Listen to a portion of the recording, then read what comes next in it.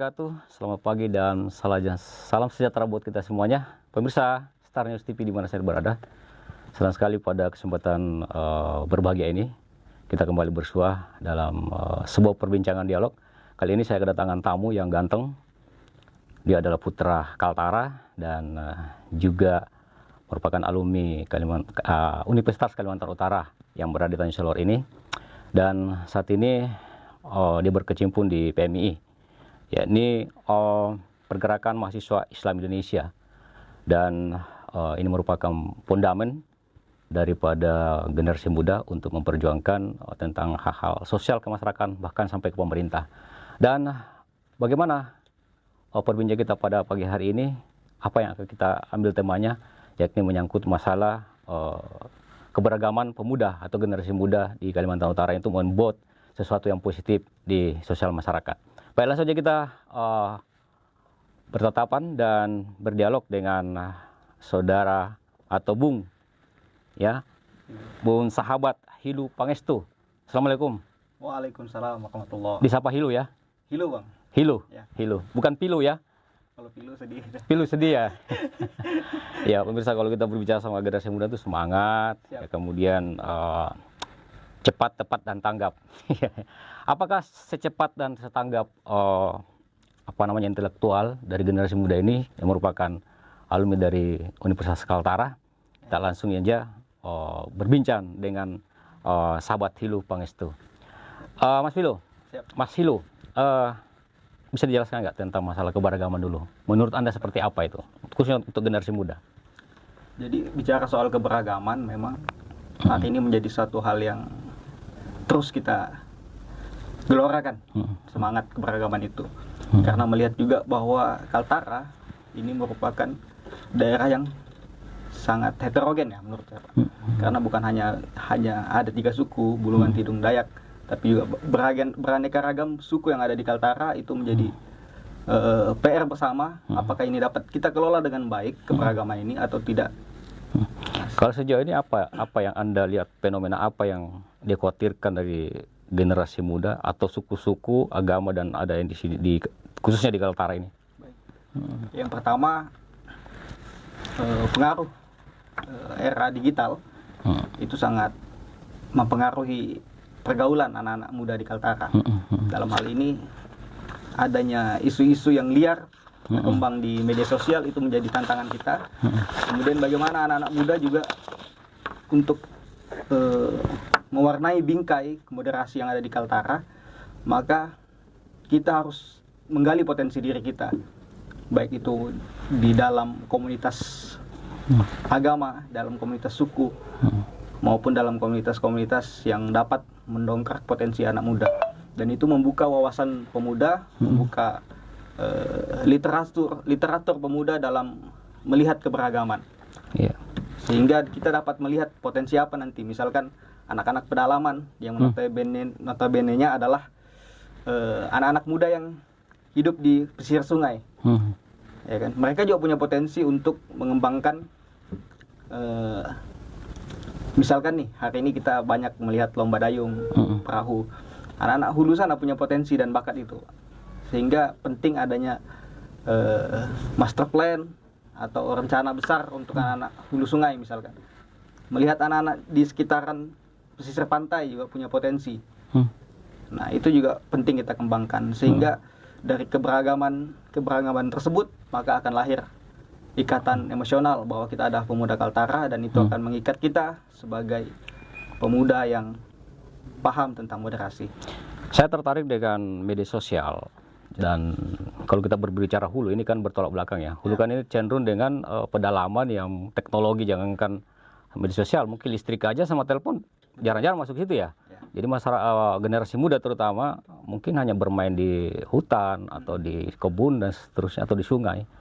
Nah, kalau memotret hal ini sebenarnya kekhawatiran apa yang dikhawatirkan dengan anak-anak generasi muda di pedalaman? Baik, mungkin saya cerita sedikit bang, bahwa saya juga anak yang lahir dan besar di pedalaman. Di mana? Di Longbelua.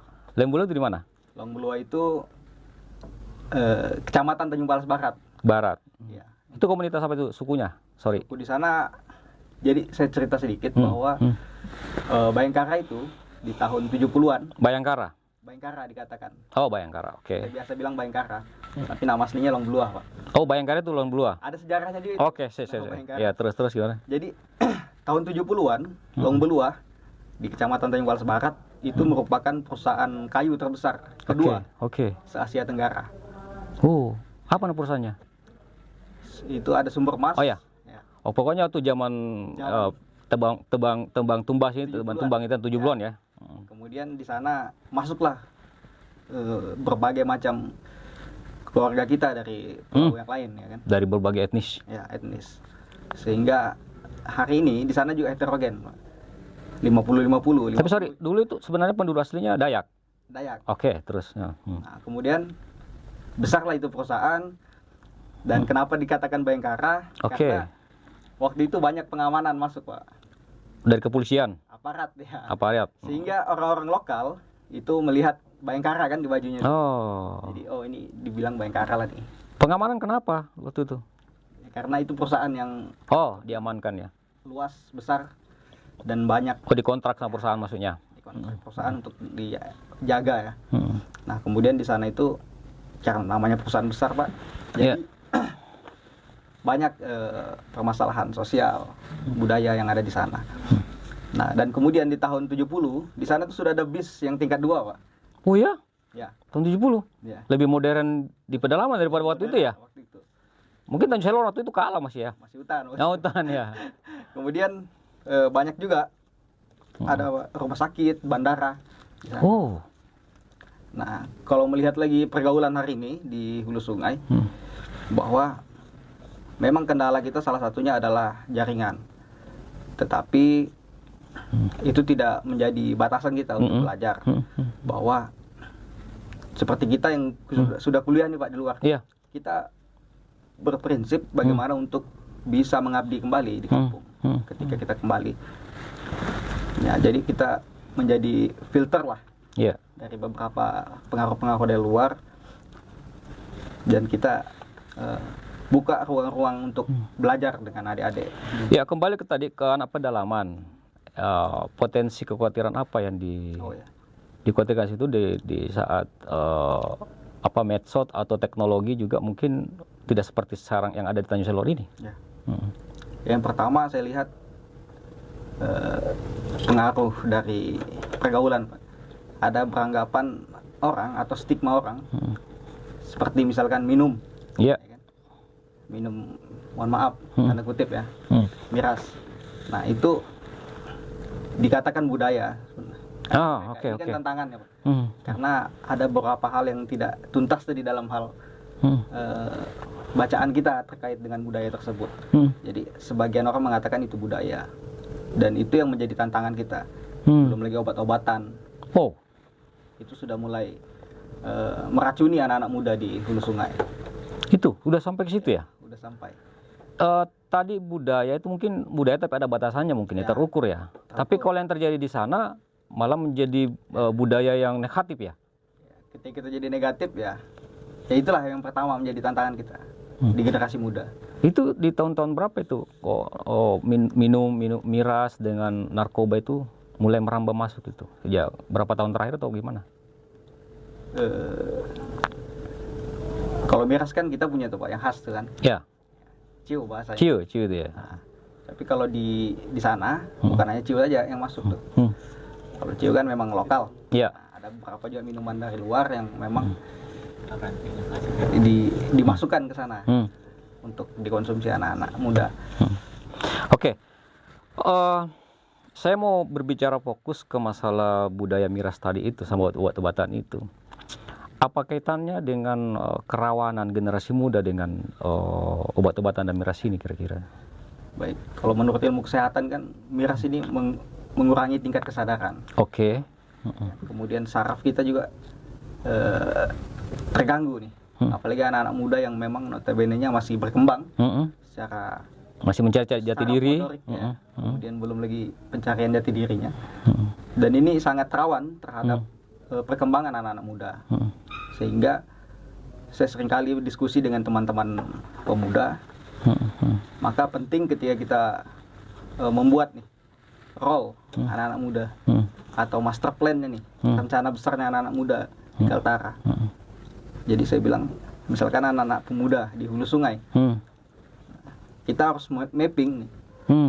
Kita harus membuat peta kira-kira potensi anak-anak muda di sana nih kemana. Misalkan dia suka dengan hal-hal akademis, ya, maka kita carikan nih jalurnya.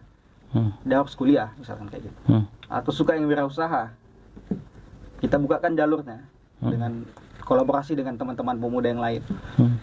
Nah, sehingga ini menjadi master plan, rencana besar kita ke depan. Sehingga anak-anak muda ini ya minimal tidak terlalu larut dalam kenakalan remaja. Sejauh apa mengkhawatirkannya generasi muda khususnya kita bicara di daerah kita ya, katakanlah tanda petik agak pedalaman dikit. Sejauh apa kekhawatiran kita tentang masalah pengaruh pemuda terhadap hal-hal negatif, misalnya premanisme, ugal-ugalan, kenakalan remaja, pergaulan bebas. Sejauh apa Anda lihat di situ? Kalau saya melihat, ya itu menjadi tantangan ya Pak. Ya. Ketakutan kita karena hari ini. Itu terjadi apa enggak di sana tuh? Yang kita sebutkan tadi itu pergaulan bebas, kenakalan remaja. Tapi pergaulan bebas dengan kenakalan remaja. Pergaulan bebas memang wilayahnya kalau saya lihat terlalu privat Pak ya. Oh privat, oke. Tapi memang ya ada berapa lah. Ada berapa? Yang terjadi. Itu yang seperti itu. Apakah generasi muda yang pernah mengenyam pendidikan atau memang putus sekolah atau gimana? Ya kalau bahasa kita kan putus patah pensil tuh. Patah pensil ya? Ya ada beberapa. Itu besar jumlahnya sana tuh? Sekarang sudah menurun Pak. Sudah menurun. Karena kita juga punya SMA di pedalaman yang baik. Oke. Alumni sana juga Pak. Oh. Ya. Dan itu sekolahnya sudah maju hari ini. Kalau gitu saya mau berbicara tentang masalah intelektual. Anda ini kan lulusan putra daerah ya, lulus juga di universitas daerah sini ya. Universitas Kaltara, dan tentunya kalau saya lihat Anda berbicara tadi ini sangat aware dengan situasi generasi muda saat ini. Apa yang Anda telah lakukan supaya cita-cita Anda itu bagaimana mengeliminir daripada kerusakan generasi ini ke depan? Yang pertama, karena saya anak organisasi Pak ya. Jadi salah satu solusi saya untuk menjadikan anak-anak muda ini paham tentang dunia luar dan kemudian bagaimana cara kita mengonter dari pengaruh-pengaruh dunia luar tersebut, ya maka kita didik di organisasi. Apa itu? Organisasi apa aja? Macam-macam? Ya kalau saya di PMI ini Pak. PMI, oke. Jadi ada anak-anak yang misalkan saya bisa masukkan ke dalam PMI, kita belajar bareng di PMI. Tapi PMI ini kan mahasiswa Islam Indonesia, sementara di situ kan ada non-Islam.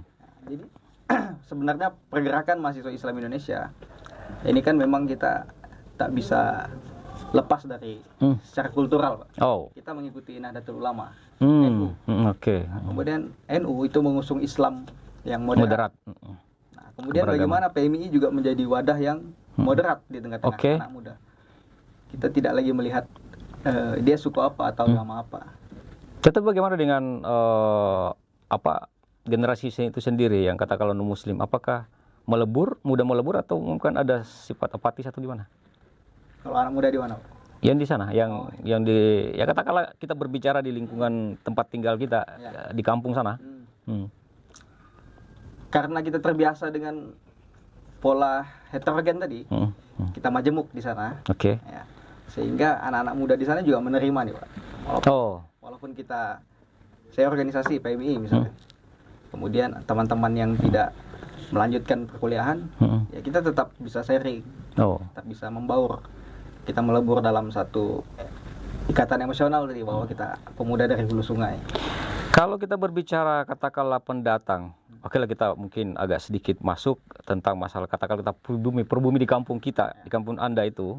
Kemudian pendatang tadi yang ada perusahaan ikut-ikut kata heterogenisme daripada suku Ismes itu, penerimaan generasi di situ juga dan berbaur dengan generasi yang pendatang itu gimana sih? Alhamdulillah hari ini bagus nih Pak hubungan. Bagus ya? Kita bisa saling mengisi. Anak-anak asli hulu sungai juga butuh nih, pengalaman atau pengetahuan yang baru dari teman-teman yang baru masuk kan. Misalkan dia kerja di perusahaan tapi usianya masih muda, dia juga ikut membaur dalam kegiatan-kegiatan sosial.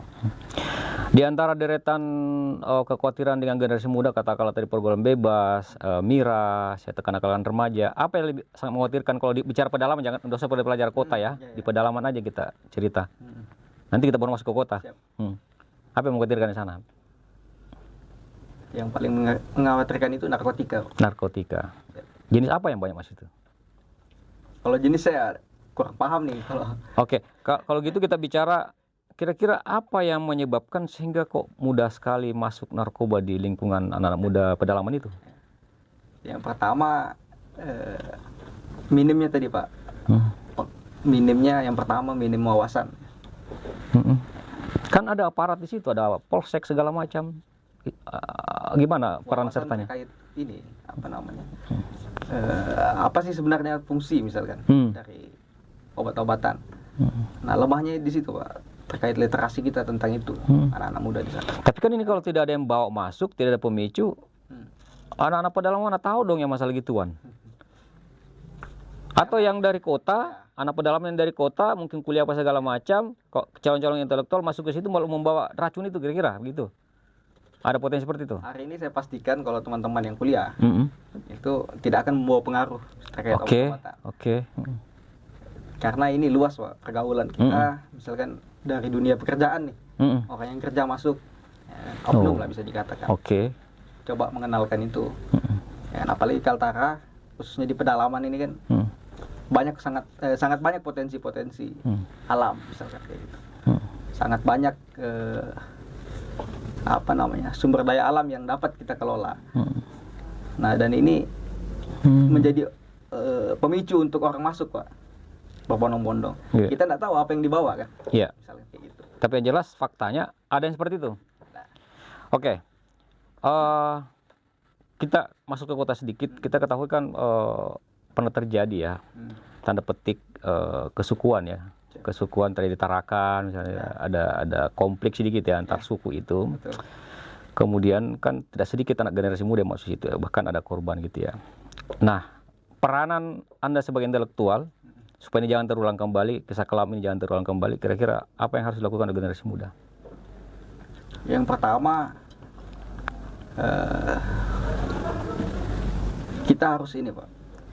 Kalau di kalangan mahasiswa, kita punya kegiatan-kegiatan yang memang ini menumbuhkan rasa toleransi.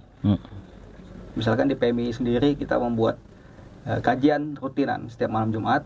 Oke. Ya, kita ngaji selain menumbuhkan tingkat spiritual, kita menumbuhkan juga rasa sisi kemanusiaan kita di situ. Nah ini sedikit banyaknya ikhtiar yang kita lakukan untuk mencegah terjadinya konflik antar umat beragama. Kemudian selain itu saya juga melihat bahwa pemerintah hari ini sudah turut hadir dalam setiap giat-giat atau program pemuda yang ada di Kaltara. Dan ini yang kita butuhkan sebenarnya. Pemerintah itu dapat melihat langsung apa yang diinginkan oleh anak muda, ya kan? Sehingga itu tidak menjadi asumsi misalkan pemuda yang misalkan mohon maaf ada suku A, suku B, suku C, ya kan? Punya asumsi yang berbeda ketika misalkan kita tak pernah tersentuh oleh pemerintah. Nah, sehingga itu bisa membuat kecemburuan sosial menurut saya Pak. Ya. Tapi alhamdulillah hari ini pemerintah sudah hadir dan memberikan fasilitas, kemudian memberikan beberapa mensinergikan program yang memang menciptakan moderasi tadi, keberagaman. Ini kan kita di Kalimantan Utara ini, Pulau Kalimantan itu heterogen ya, banyak sekali suku, agama, kemudian kelompok-kelompok gitu kan. Nah, kalau Anda melihat apa yang harus dilakukan agar jangan sampai terjadi api, perpecahan atau pertikaian antar suku ini, apa yang harus dilakukan, khususnya untuk generasi muda, di pandangan Anda selaku orang intelektual? Yang pertama, kita punya visi yang sama di Kaltara. Apa itu? Kita hidup di Kaltara, maka kita harus punya visi yang sama. Apa itu visinya? Visi kita adalah seperti semboyan Benuanta misalkan, atau semboyannya Kabupaten Bulungan, Tenguyun. Nah, itu kan kita punya visi gotong royong. Ketika kita bicara gotong royong, kita tidak lagi melihat nih Pak, Oke. apa agamanya misalkan kayak gitu, apa sukunya. Maka yang tercipta adalah rasa kebersamaan, Memiliki. rasa kekeluargaan. Artinya itu dapat menjadi hal yang dasar dalam membuat kita erat gitu kan. Sejauh ini sudah terjadi nggak itu? Oh, kebersamaan tadi, temuyun tadi itu. Khususnya pendatang ya, apakah mampu beradaptasi atau bagaimana? Sejauh ini saya lihat, ya alhamdulillah Nggak terjadi itu ya? terjalin itu Pak. Oke, sekarang kan kita ada paguyuban-paguyuban banyak ya, dan kita berharap paguyuban itu juga mampu menjadi filter terjadinya konflik atau kekacauan, terutama di generasi muda. Kemudian juga ada organisasi generasi pemuda, katakanlah KMP dengan berbagai macam ormasnya di bawah itu. Sejauh ini Anda melihat peranannya induk pemuda ini gimana? Terutama di Kalimantan Utara lah. Kalau bicara tentang apa KNPI Pak? Iya, induk pemuda KNP, pemuda kan KNPI. Contoh seperti KNPI. Iya. Saya mengatakan bahwa ya hari ini kita punya prinsip yang sama, walaupun misalkan kita tak bisa disatukan dalam satu wadah. Oke. Tapi untuk melihat visi atau visioning Kaltara ke depan, maka dengan misalkan kita tidak menyatu dalam satu wadah semua, tapi kita punya semangat yang sama, maka kita berkarya dengan kemampuan organisasi masing-masing, walaupun kita tidak dalam satu wadah yang sama tadi. Bhinneka Tunggal Ika kan.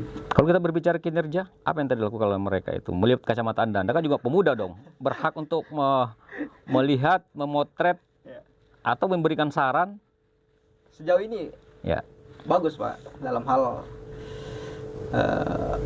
sebagai apa namanya, Induk pemuda. maka mereka sudah menjalankan fungsinya.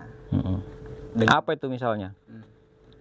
Dengan merangkul beberapa teman-teman muda untuk bekerja sama dalam kegiatan-kegiatan dialog maupun diskusi. Itu sering terjadi itu, sering dilakukan. Kalau menurut Anda kira-kira harus lebih agresif lagi nggak pemuda KNP ini? Agresif dalam arti hari ini kita agresif.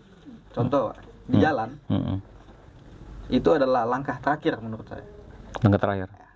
Hari ini kita harus agresif dalam karya digital misalnya. Seperti konten ini adalah salah satu gerakan atau wacana yang dibangun untuk membangun Kaltara maju ke depan. Oke. Nah, perlu adanya upaya-upaya yang inovatif. Karena hari ini algoritma semua yang berbicara nih. Ya kan? Algoritma Facebook, ya kan? TikTok, Instagram. Anak-anak muda harus agresif di situ hari ini menurut saya. Karena ada contoh yang kemarin viral ya. Dia cuma komen di TikTok, bahkan se-Indonesia viral terkait jalanan. Nah, maka apapun dia organisasinya, latar belakangnya, dia harus mampu untuk mengolah dan menguasai media informasi, mampu menguasai apa itu algoritma media sosial, dan mampu menguasai sumber-sumber informasi yang mana itu sangat berharga untuk anak-anak muda, menjadikan informasi itu sebagai referensi mereka untuk membangun daerahnya kan. Itu Pak. Ya, sejauh ini kita sering melihat apakah itu mahasiswa, generasi muda, kelompok-kelompok itu apabila menyampaikan aspirasi sering melakukan demo. Menurut Anda itu demonstrasi itu baik kepada pemerintah atau perusahaan atau kepada pihak-pihak penegak hukum itu sudah tepat atau gimana? Fungsi dari mahasiswa adalah bagaimana dia menjadi kontrol sosial, ya kan? Bahkan kontrol eksekutif dan legislatif. Nah, sehingga saya katakan bahwa ketika mahasiswa turun ke jalan itu adalah salah satu bukti bahwa mahasiswa menjalankan fungsinya. Karena siapa lagi yang mau mengingatkan hari ini ketika pemerintah misalkan blunder atau misalkan eksekutif dan legislatif tidak menjalankan fungsinya misalkan. Ya mahasiswa itu wajib untuk mengingatkan terkait tupoksi daripada eksekutif maupun legislatif tersebut. Itu satu. Tapi kan kita ketahui demo itu kan bagus ya, aspirasi seperti Anda sebutkan tadi bahwa memang fungsinya mahasiswa dan generasi muda ya.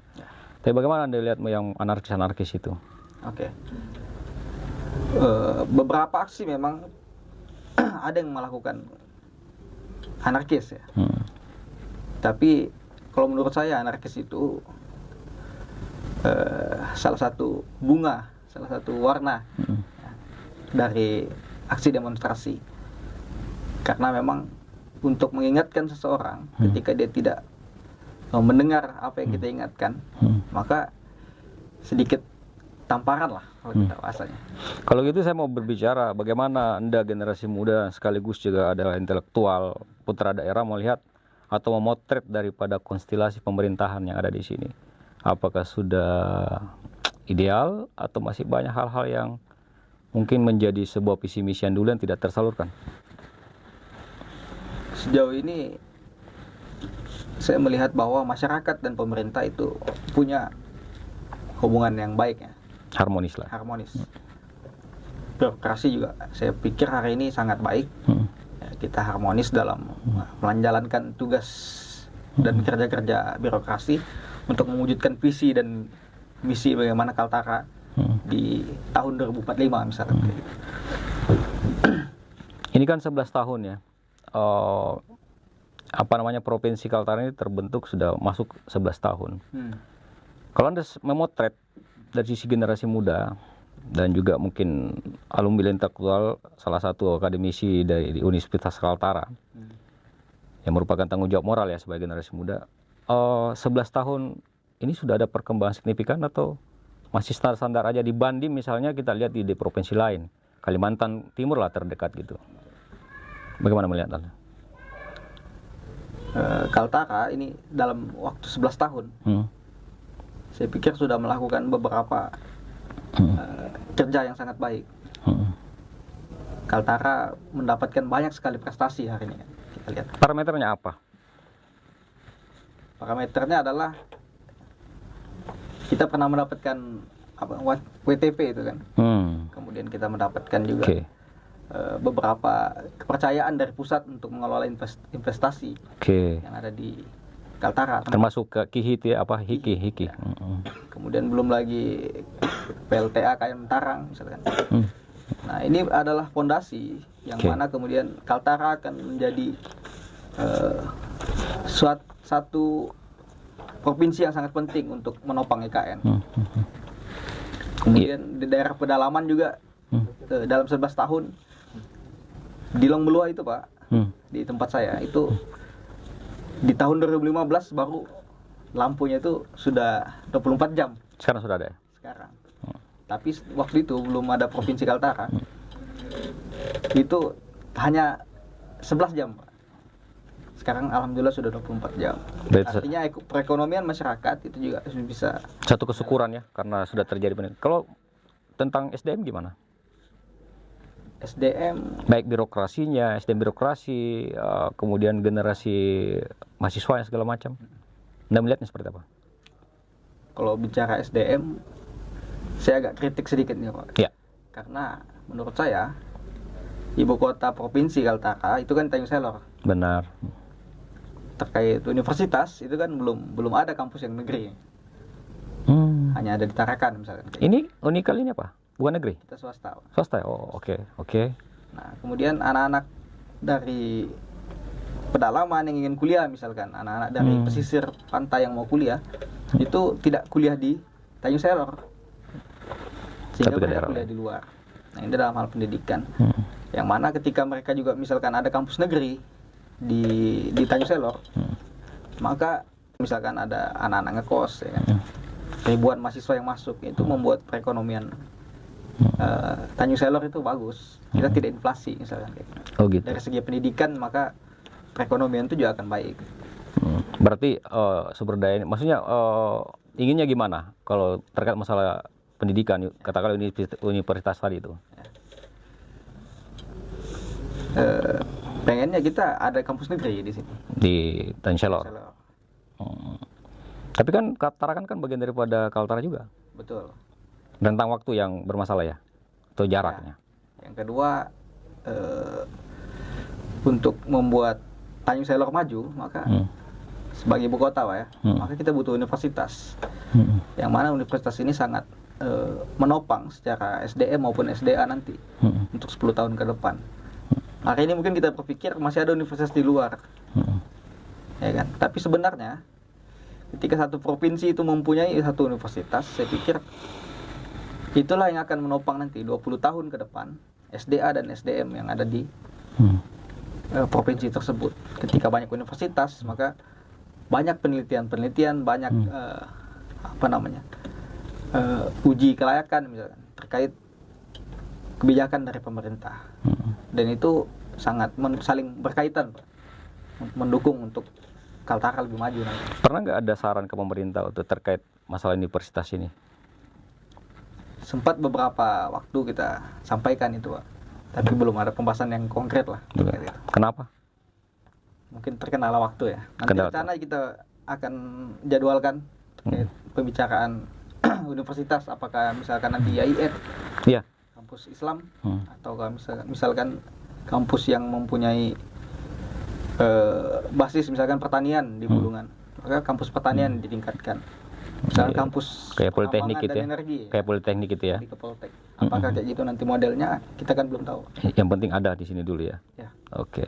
Ya kalau kita pemirsa, kalau kita berbicara masalah pendidikan kan harus yang umum ya. Jangan yang sektorial, misalnya katakanlah Islam pas kemarin di sini heterogennya itu ya. Kalau ada yang umum gitu ya. Tapi baik pemirsa, kita masih bersama dengan Hilu Pangestu ya, sahabat Hilu Pangestu, dan saat ini dia adalah merupakan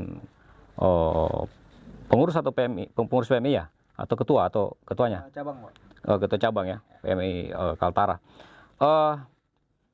Hilu adalah salah satu pemuda Kaltara yang juga pernah mengikuti program Kemenpora dalam hal Jamboree Bersama ya, di atas kapal. Salah satu duta ya dari Kaltara untuk mengikuti pertemuan pemuda Indonesia di atas kapal dan mungkin mengelilingi seluruh Indonesia ya. Bisa diceritakan nggak apa yang dilakukan atau apa persyaratannya sehingga terpilih jadi pemuda yang ikut di Jamboree itu atau terus keliling Indonesia? Ya. Baik, waktu itu kita mengikuti seleksi nih dari PCMI. Apa itu Itu PCMI? adalah wadah yang menaungi kegiatan dari Kemenpora. Waktu itu di Kaltara. Nah, kemudian saya ikut seleksi waktu Tahun berapa itu? 2017. Oh, 2017. Waktu itu saya ikut seleksi di Tarakan. Kemudian saya waktu itu belum bisa nari nih, Pak. Nari Dayak. Sampai saya belajar nari Dayak, kemudian saya belajar wawasan kemaritiman. Saya bicara tentang wawasan kebangsaan. Ini prosesnya panjang juga ya? Panjang. Kita seleksi kan.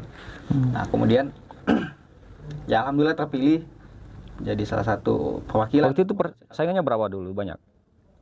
Sekitar 50-an. Banyak ya? Terus yang terpilih berapa orang? 3. 3? Wah, 50 banding 3 ya gitu ya? Luar biasa. Apa-apa yang diseleksikan kemarin itu? Yang pertama tes tentang wawasan kebangsaan. Wawasan kebangsaan, oke. Akademik. Kemudian kemaritiman juga kita dites. Wawasan kemaritiman, kemudian seni dan budaya yang ada di Kaltara, karena kita akan memperkenalkan kan. Berarti harus menguasai semua itu ya? Tari-tarian segala macam. Apa yang dibawakan kemarin dulu? Kesenian apa? Waktu itu saya belajar nari Dayak, Pak. Dayak. Ya. Ada cewek ikut? Ada cewek. Perwakilan satu cewek waktu itu. Satu cewek ya. Jadi saya belum pernah nari, disitulah saya belajar. Sebenarnya itu gimana teknisnya? Dia di atas kapal keliling Indonesia, kemudian di atas itu ada berbagai kegiatan di atas. Ya, di dalam kapal kita gabung nih semua, Pak. Ada ya dari Aceh sampai Seluruh Indonesia ya. Aceh sampai Papua, kita dalam kapal pemuda-pemuda ini. Kemudian kita saling diskusi terkait isu-isu kemaritiman. Selain isu-isu kemaritiman yang kita bahas, kita juga saling bertukar dan sharing terkait daerah kita. Kira-kira apa sih budaya yang ada di Kaltara, misalnya kita saling bertukar informasi. Kemudian kita singgah di beberapa provinsi, kita melakukan bakti sosial, kita melakukan kunjungan ke pemerintah daerah yang kita kunjungi. Daerah-daerah mana saja yang didatangi? Kemarin kita ke Medan, kemudian setelah dari Medan kita ke Aceh langsung. Sampai di Aceh kita ke Sabang lagi. Ini transit, ada transitnya. 2 hari Pak di satu kabupaten. Berarti perjalanan itu ada sebulan. Sebulan. Wih, lumayan juga ya. Jadi apa yang Anda petik di atas itu? Nilai-nilai positif apa yang Anda petik di atas perjalanan itu? Yang pertama, kita harus sadar bahwa negara kita kaya akan Budaya. kemudian secara kelautan atau kemaritiman kita sangat kaya. Bahkan kita bisa menjadi pusat maritim dunia. Sehingga hadirnya KIHI yang saya lihat hari ini itu salah satu salah satu fondasi kita untuk menjadi negara sebagai pusat maritim di dunia. Semoga Kemudian dikelola dengan baik lah. ya, kemudian apa yang ditransfer nilai itu untuk sampai saat ini yang Anda lakukan? Apa yang Anda transferkan ke masyarakat? Baik. Kalau ke masyarakat kan kita nggak bisa nih Pak. Misalkan mereka harus paham maritim. Ya, kita nggak bisa sampaikan itu. Jadi yang saya sampaikan bahwa keberagaman, moderasi itu harus kita rawat. Jadi saya polanya sampaikan di ranah itu saja, di bidang kepemudaan dengan teman-teman di organisasi, dengan teman-teman di beberapa circle, saya selalu kampanyekan. Sampaikan itu. Oh, jadi hanya semacam sosialisasi ya, atau penyampaian bahwa tindakan-tindakan apa yang harus dilakukan oleh seorang generasi muda. Nah, saya tertarik salah satu yang menyangkut yang sepola dengan pikiran Anda, termasuk pengalaman di atas perjalanan di kapal itu adalah KIHI. KIHI ini ada kawasan industri hijau ya, Indonesia ya. Sejauh mana potensi untuk bisa memberikan kemaslahatan kepada masyarakat KIHI ini, terutama di Kaltara? Yang pertama secara luas nih saya lihat Pak, bahwa dunia akan menjadikan KIHI sebagai pintu untuk jalur pengembangan potensi Pak ya. Ekonomi. Kemudian masyarakat di sini fungsinya adalah bagaimana menjadi pelaku. Masyarakat lokal, masyarakat yang menetap di sekitar bisa terangkat perekonomiannya, harus bisa menjadi membuat warna yang baru di situ. Misalkan mereka harus mengembangkan potensi apa, mereka harus disupport oleh pemerintah. Ya, saya melihat seperti itu. Oke, mungkin pemirsa karena waktu itu terbatas, nanti kalau kebanyakan juga nanti cepat laku dia ganteng gini ya. Kita berbicara generasi muda Kaltara, ada 5 kabupaten kota ya, termasuk di Tanjung Selor ini. Bagaimana Anda merajut atau mempererat hubungan komunikasi, network, silaturahmi agar betul-betul keragaman ini terjaga kokoh menjadi satu kesatuan yang utuh di Kalimantan Utara? Insya Allah kita akan buat dialog Pak dengan teman-teman di Cipayung terkait dengan moderasi kemudian keberagaman kita. Insya Allah kita akan mengundang nanti semua pemuda maupun mahasiswa ataupun organisasi kedaerahan yang ada di Kaltara. Nanti kita kumpul, kita buat jambore. Kapan itu kira-kira? Terkait waktu nanti kita rilis. Tapi sudah ada planningnya ya? Sudah connecting ke pemerintah atau belum? Sudah, dalam hal ini sudah beberapa kali kita connect kan itu. Oke, bisa dikasih gambaran bocoran sedikit apa yang dilakukan dalam hal pada saat jambore itu? Ya, jadi yang pertama kita belajar tentang moderasi. Oke. Ya kan? Baik itu bagaimana kita sesama anak Kaltara, bagaimana kita melihat visi Kaltara ke depannya. Itu dulu yang disadarkan. Kemudian bagaimana ikatan emosional itu juga akan terjalin dari situ kan Pak. Nah, kemudian menghadapi tahun politik, ini penting juga untuk anak-anak muda. Maka kita juga hadirkan dialog di situ nanti dengan seluruh perwakilan, baik itu organisasi daerah maupun organisasi kemahasiswaan. Oke pemirsa, sahabat Hilu Pangestu ya, merupakan salah satu ketua cabang PMI Pergerakan Mahasiswa Islam Indonesia di Tanjung Selor atau Kalimantan Utara. Kita telah berbicara tentang banyak hal tentang kepemudaan, bahkan sampai kepada bagaimana bisa memberikan kontribusi kepada pemerintah, pemikiran-pemikiran positif tentang bangkitnya pemuda di Kalimantan Utara ini. Namun sebelum kita berpisah sampai di sini, kita ingin satu statement dulu, closing statement dari Bung Hilu Pangestu tentang keberagaman di Kalimantan Utara ini. Kira-kira momentum apa yang harus dibuat dan dilaksanakan agar betul-betul terasa bagi pemuda seperti yang dikatakan tadi, ada upaya untuk melakukan jambore. Silakan. Closing statement ya. Ya. Baik. Hari ini Kaltara merupakan daerah yang bisa dikatakan sudah separuh jalan, Pak, ya. Sudah 11 tahun kan. Artinya kalau anak-anak itu sudah kita bisa lari-lari lah.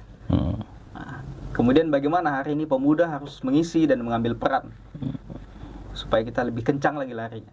Nah, maka tidak hanya ego dan kecerdasan dari teman-teman semua, tapi bagaimana ruang-ruang kolaborasi harus selalu kita buka, harus selalu kita jadikan sebagai bahan bakar kita, ruang-ruang kolaborasi tersebut untuk berkontribusi terhadap kemajuan di Kaltara. Dari situ akan lahirlah ikatan emosional kita sebagai sesama pemuda Kaltara, dan itu akan menjadi dalam satu bingkai, akan masuk ke dalam satu bingkai moderasi dan keberagaman. Tapi dengan semangat dan visi adalah bagaimana kita ikut berkontribusi dalam memajukan Kalimantan Utara. Pemirsa, sahabat Hilu Pangestu, Ketua Pergerakan Mahasiswa Islam Indonesia Kalimantan Utara. Bulungan ya? Bulungan ya, bukan Kalimantan Utara ya. Bulungan ya. Telah bersama kita, mudah-mudahan apa yang kita perbincangkan bermanfaat dan khususnya generasi muda menjadi spirit buat kita semuanya untuk bangkit dan bersatu, terus kompak dalam membina sebuah keberagaman dan juga kemajuan pemuda di Kalimantan Utara, khususnya di Bulungan. Baik, saya M. Sakir mengucapkan minta maaf, permohonan maaf jika ada salah-salah. Kami berdua mengucapkan permohonan maaf jika ada salah-salah. Dan terima kasih atas kebersamaannya. Kita ketemu di lain kesempatan. Assalamualaikum warahmatullahi wabarakatuh dan salam sejahtera buat semua.